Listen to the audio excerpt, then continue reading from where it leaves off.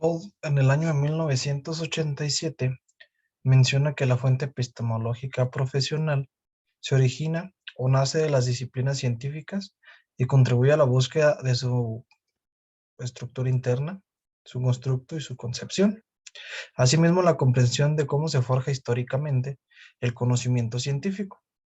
Esto ha asumido habitualmente una correspondencia de una determinada manera de comprender cómo son los aprendizajes en todos y en cada uno de los sujetos, ¿sí? La andragogía se centra o se fundamenta y trabaja en tres grandes campos: como disciplina científica, como un proceso educativo integral y como una actividad profesional. Como una disciplina científica, la andragogía ha desarrollado un corpus teórico fundamentado con principios filosóficos, psicológicos y sociológicos que le otorgan características propias y distintivas al diseño y a la implementación de procesos educativos para que las personas adultas, así como un conocimiento o un conjunto de conocimientos sobre su historia, la metodología y todas sus propuestas. Eh, Ludohovsky plantea que la andragogía no se debe centrar solamente o no se debe encontrar su fundamento exclusivamente en lo social, sino obligadamente en las características biológicas, psicológicas y sociales de los adultos. Es decir, que se pueden heredar, ¿por qué no? Este teórico parte de la definición, perdón, de adulto para fundamentar la andragogía, la cual dice así, y cito textualmente: adulto es el hombre considerado como un ser de desarrollo histórico, y el cual, heredero de su infancia, salido de la adolescencia y en camino a la vejez, continúa el proceso de la individualización de su ser y su personalidad. Las características que este autor, Ludohovsky, toma en cuenta para determinar el concepto de adulto son las siguientes. Es la aceptación de responsabilidades, que sabemos qué es lo que tenemos que hacer.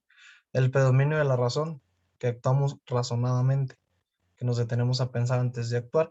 El equilibrio de la personalidad, la evolución psicofísica de la estructura morfológica corporal, así como de sus sentimientos y pensamientos. También la evolución psicofísica de una estructura morfológica corporal, así como de sus sentimientos, pensamientos, también de la simetría como una nota típica de la estructura. Oh. El hecho es un sujeto desarrollado en los planos físicos, psicológicos. El adulto es un sujeto desarrollado en los planos físico, psicológico, económico, antropológico y social, que debe ser capaz de proceder con autonomía en la sociedad en la que vive y de definir metas a lograr, que la persona adulta haga las cosas por sí mismo, por voluntad propia, y que él mismo se ponga metas a lograr. Es decir, él mismo se está eh, impidiendo o se está poniendo topes hasta dónde llegar. Sí, desde una perspectiva biológica y psicológica, el ser adulto es considerado como un sujeto educativo. Interactúa con un ambiente físico, con un ambiente social, un económico, un ambiente tecnológico y hasta un cultural determinado, ¿por qué no? También interactúa en un ambiente físico que está condicionado por factores de todo tipo, así como tiene necesidades básicas que satisfacer, también tiene que producir bienes, genera servicios, transforma la naturaleza y se transforma él mismo. Además, posee características psicológicas particulares que lo diferencian social e individualmente. Se dice que el proceso andragógico es real, objetivo, concreto, debido a que el sujeto adulto existe. Es como una realidad biológica, fisiológica, económica y social. El adulto es susceptible de educarse durante todas las etapas de su vida. No, No hay tiempo para la educación, nunca es tarde. La sociedad necesita educar a sus miembros. ¿Para qué? Para que estén siempre a la vanguardia tecnológica, socialmente, para desarrollarse plenamente, sin ningún obstáculo que los pueda llegar a perjudicar. Ahora, las condicionantes del proceso o del hecho andragógico. Es la confrontación, una de ellas es la confrontación de experiencias. Pues la actividad educativa de los adultos puede estar orientada a brindar elementos o elementos culturales, como son los valores, los conocimientos, los procedimientos. Aquí podemos entrar en controversia entre los alumnos y los maestros, porque cuando ya eres adulto ya tienes tu carácter forjado, ya sabes lo que quieres, ya sabes a dónde quieres ir y tú vas a defender tu punto. El maestro va a defender su punto y aquí es donde se entra en una confrontación de experiencia. La racionalidad, otra condicionante del proceso. Esta se presenta en actividad andragógica en cuanto el adulto posee elementos de juicio que le permitan reflexionar sobre los contenidos. Esto le conduce a ampliar sus motivaciones para el logro de sus intencionalidades educativas. Él lo va a hacer porque a él le nace. También como condicionantes tenemos la capacidad de abstracción del adulto. Esta es la actividad andragógica. Está presente en el pensamiento lógico. El adulto sabe perfectamente por qué y para qué está estudiando. La integración y la aplicabilidad. Este es el proceso de racionalización en la confrontación de experiencias y abstracciones. Esto se deriva del adulto. Esto te conduce a integrar y aplicar los conocimientos que se te están forjando dentro de un aula educativa. Al hablar de la fuente política normativa, nos referimos al fundamento político normativo del modelo andragógico. Esto implica establecer compromisos con el futuro de de los andragogos, así como para los sujetos de, de aprendizaje, debiendo ubicarlos en el marco político jurídico que los sostiene y favorece. La UNESCO y la política para la educación de adultos.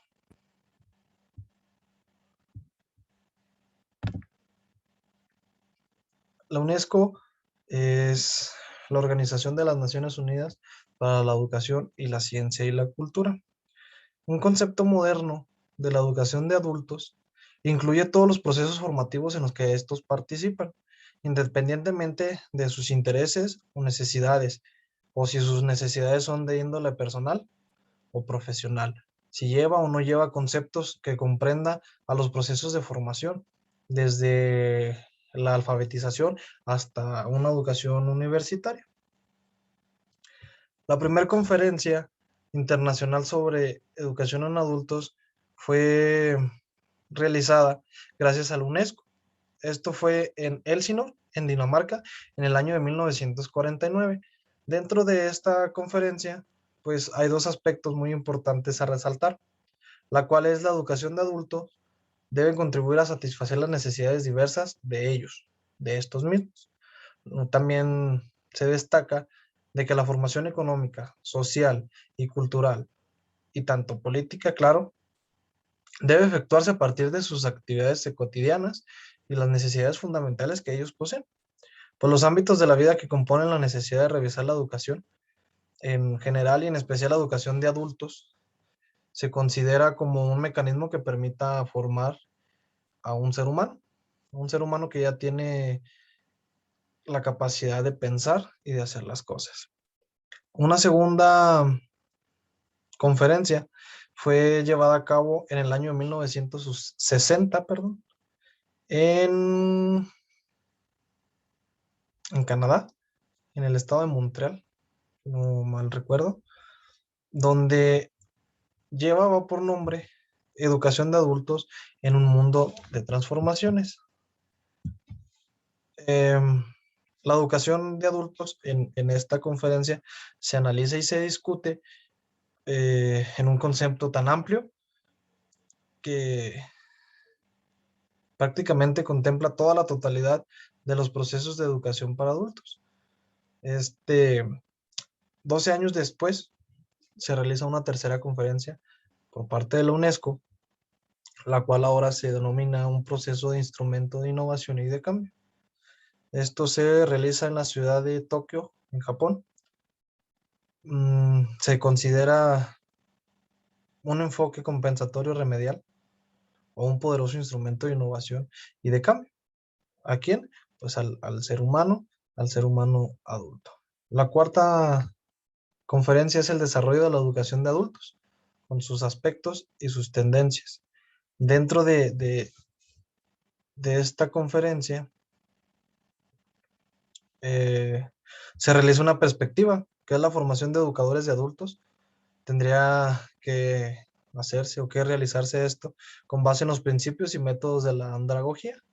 En el apartado denominado formación de educadores adultos, se dice que proponen recomendaciones a las autoridades competentes de los miembros, de los estados miembros de la UNESCO. La primera es que reconozcan plenamente la influencia directa que ejerce el personal encargado de la educación de adultos en el desarrollo y de la calidad, porque si nosotros como educadores o como andragogos no le damos las herramientas necesarias a la persona, pues no va a tener un aprendizaje significativo. También se dice que introduzcan innovaciones y renueven los sistemas, métodos y técnicas de educación con lo que está postulado en la educación permanente y con los principios de la andragogía para formar educadores de adultos que faciliten el proceso de aprendizaje. La tercera cosa que se les pide es la atención preferente en las universidades o instituciones de formación de andragogos o de profesionales de la educación para adultos. También se le pide que las universidades e instituciones de formación de personal docente ofrezcan un programa para obtener títulos en andragogía, no que solamente se vea como un relleno o como que se enseñen simplemente como una especialización en otros campos, como puede ser la educación. Ahora bien, vamos a la política de los organismos internacionales para la educación permanente o educación a lo largo de la vida. Al concluir la segunda conferencia, que se llevó a cabo gracias a la UNESCO, se inicia el proceso de consolidación del principio sustantivo de la educación permanente o a la educación a lo largo de toda la vida, como lo menciona en el título. La política para la educación de adultos y la educación para toda la vida en México. Bajo el amparo de la ley de alfabetización en el periodo comprendido entre los años 50 y 70, se crearon los centros de educación básica para adultos, que sus siglas se conforman y se hacen llamar CEBAS, los cuales desarrollan procesos educativos en la perspectiva de un enfoque educativo que sea compensatorio o remedial, lo cual en cierta manera se corresponde con las orientaciones de las tres primeras conferencias, también realizadas por la UNESCO, sobre la educación de adultos. Este enfoque se promulgará en 1975, se promulgó con la Ley Nacional de la Educación para Adultos, en la que este tipo de educación se caracteriza como una forma de educación extraescolar, fuera de las escuelas, que se basa en el autodidactismo, que seamos autodidactas, y en la solidaridad social, como en los medios más adecuados para adquirir, transmitir y acrecentar la cultura y fortalecer la conciencia de unidad entre los distintos sectores que componen la población, estar socializando nuestras respuestas. La política de la educación para toda la vida en la educación superior. En cumplimiento a un mandato de la Conferencia General en su 29ª reunión, la UNESCO organizó la Conferencia Mundial sobre la Educación Superior. Como resultado de los debates y de las reflexiones, se aprobó por consenso y de manera unánime una declaración mundial sobre la educación superior en el siglo XXI, que tiene una visión y una acción. La fuente sociocultural. Esta fuente aporta la información pertinente acerca del tipo de la sociedad y del ideal de la cultura para las cuales pretendemos formar a nuestros estudiantes. Tenemos que tener en cuenta el contexto. A partir de ello se puede determinar los elementos conceptuales, procedimentales y actitudinales que son necesarios para que el estudiante pueda incorporarse creativa y críticamente en la sociedad. Si vemos la andragogía dentro del ámbito educativo, económico, perdón, en este contexto la educación de adultos deja de tener un sentido contemporáneo o un sentido compensativo. Esto va para instruirse en un nicho del mercado que tiene como finalidad el facilitar el poder acceder a un puesto de trabajo y permitir la estabilidad laboral, que no es otra cosa que educar para que el alumno entre en la economía. Ahora bien, la andragogía, la andragogía en el ámbito laboral va de la mano en el ámbito económico. Si laboras o tienes un empleo, por obvias razones vas a tener un aumento, un crecimiento de la economía. La andragogía en el ámbito social, eh, se plantean varias problemáticas, pero la característica común de estos nuevos tipos de diferenciación es que se fundamenta en factores naturales, como puede ser los rasgos fenotípicos, la inteligencia o la permanencia de una etnia en un lugar determinado. Esto da dos derechos fundamentales, que es el derecho a la educación y el derecho de acceso a la información. Ahora vamos con la fuente psicopedagógica. Aquí la fuente considera y reconoce la importancia que para la pedagogía tiene conocer las características psicológicas concretas de los estudiantes. ¿Para qué? Para poder diseñar con un mejor fundamento teórico o con un mejor fundamento una propuesta curricular. La psicopedagogía nos proporciona información respecto de cómo nos vienen los niños.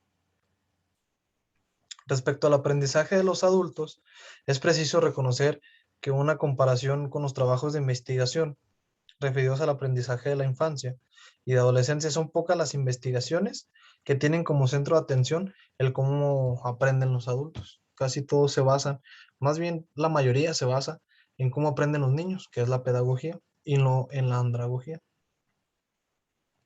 Los aspectos generales del aprendizaje en la edad adulta son considerados por la andragogía como algo fundamental, que es la condición específica y relevancia del aprendizaje. Esto está suficientemente definido que no es lo mismo aprender en la edad adulta que aprender en la adolescencia o en la niñez. Pues en la edad adulta la relevancia de lo que va a aprender determina la continuidad del aprendizaje. Si me importa, lo aprendo. Si no me importa o no me interesa, pues lo dejamos de lado. En cambio, los niños tienen que aprender, tienen que hacerlo, le guste o no. También se habla de la aceptación de la capacidad de aprendizaje. eh, los encargados de diseñar y desarrollar procesos educativos destinados a los adultos o de procesos andragógicos deben de estar convencidos de que son capaces de aprender. Debemos de motivarlos, de decirle usted puede o tú puedes hacerlo, no limitarlos. También se habla de la confianza de las personas en sus propias capacidades de aprender. Muchas de las veces los mismos adultos o nosotros mismos nos limitamos. Es que no puedo, es que no quiero, es que no sé. Ahí nos estamos limitando. Tenemos que tener una actividad y un aprendizaje. El trabajo que se realiza en la educación es fundamental para el aprendizaje. Si no lo haces, no lo aprendes. Y para esto, pues hay que tener una motivación para aprender. Si esta no existe, es extremadamente difícil que se produzca un aprendizaje, ya sea por motivación o no. Si no tienes motivación para hacer las cosas, no vas a aprender nada. También se habla del aprendizaje y la organización de la información, que es lo que mencionábamos. Si no tenemos interés, pues no nos va a dar resultado. También se habla de la experiencia como fuente de aprendizaje y de conocimiento. La experiencia que poseemos nosotros como personas adultas, pues tiene dos funciones importantes en los procesos de aprendizaje. La primera es que te facilita el que se pueda procesar de una manera adecuada los contenidos educativos, que los vayamos relacionando con lo que ya tenemos. Además, la experiencia es una fuente de aprendizaje. Tal vez esta actúa como un elemento valorativo de los nuevos conocimientos. También nos hablamos de el aprendizaje sobre problemas, considerando la experiencia que ya poseemos, y la condición sociocultural. Pues un aprendizaje que no está basado en situaciones problemáticas no tiene sentido, es la aplicación. Los tiempos de aprendizaje, debido a las condiciones sociales de que somos adultos, de manera mayoritaria, el aprender en adultez es una cuestión secundaria, lo dejamos en un segundo plano. Pues en el primer plano ponemos los roles que debemos de ejercer, trabajar, mantener, pagar, sobrevivir, sustentar. Por ello es casi imposible encontrar un adulto que se dedique de tiempo completo al estudio. ¿Por qué? Porque tenemos que salir adelante, tenemos que estudiar, tenemos que trabajar, tenemos que comer, tenemos que vestir. Y muchas de las veces somos papás o mamás solteras que tenemos que sustentar el alimento de nuestros hijos. Entonces, el aprender está en un segundo plano. Y a veces necesitamos que los andragogos, los maestros, los docentes, sean un poco empáticos con nosotros. El aprender, el hacer mucha tarea o mandarte mucha tarea no te ayuda de nada, solamente te estresa. No te da herramientas suficientes para aprender. Al contrario, lo estás encajonando. Y ya por último, pues es el autoaprendizaje, la autonomía para la toma de decisiones y la capacidad para asumirlas responsablemente, que se dice que los adultos tenemos que hacerlo. Son condiciones excepcionales para que se puedan generar procesos de autoaprendizaje, lo que yo voy aprendiendo solo. Muy bien, ahora por último, me gustaría hacer una actividad con el grupo. Las indicaciones dicen así: identifica y subraya el nombre de las 5 fuentes que la Universidad del Valle de México cree como las más significativas. Se mencionó en las primeras diapositivas. Además, los principios de formación del modelo educativo del siglo XXI. Ahí les voy a dar una pista. Ahí decía aprender a algo más. Nosotros vamos a omitir la frase aprender a, solamente a lo que tenemos que aprender son las palabras que aparecen en la siguiente sopa de letras. La que aparece aquí en pantalla. A ver, déjenme para acá para abajo. Aquí dentro de todos estos cuadros, de todas estas letras se encuentran lo que en las indicaciones se les proporciona. Que tengan un buen fin de semana. El trabajo hay que hacerlo llegar al docente para que pueda ser calificado. Muchísimas gracias. Eso sería todo de mi parte. Hasta luego.